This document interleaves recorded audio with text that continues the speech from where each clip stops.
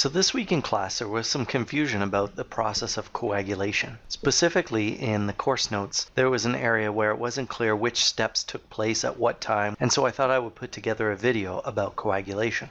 So what we have here is a blood vessel, and if a blood vessel were to become damaged, where it was cut open, we would have a situation like this, where there's a hole in the vessel, and what would happen is there would be an attraction for platelets that are normally floating inside our blood to the area. They would attach to the opening, and then once one attached, it would attract others, which would release chemicals attracting more and more platelets.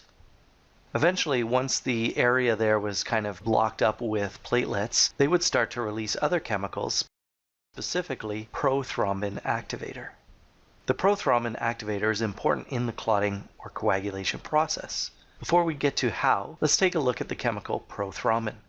Under normal circumstances in our blood, prothrombin, an inactive protein, is floating around. Once we have a clot form and the platelets releasing prothrombin activator, that prothrombin activator acts on the inactive prothrombin, causing it to be converted to an active protein, thrombin. That thrombin then, as an active protein, causes a specific reaction with fibrinogen, which again is an inactive protein normally found within our blood that when activated by thrombin will be converted to fibrin.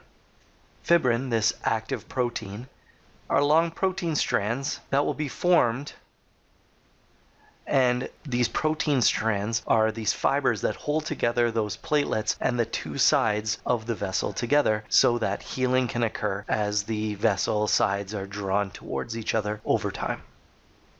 There was, as I stated, confusion about which process came first, if fibrinogen was first converted to fibrin, but what is ultimately the goal is to produce fibrin, but it is this cascade of events, of reactions, that allow for the active fibrin to be formed and allow it to hold those platelets and red blood cells together within the clot.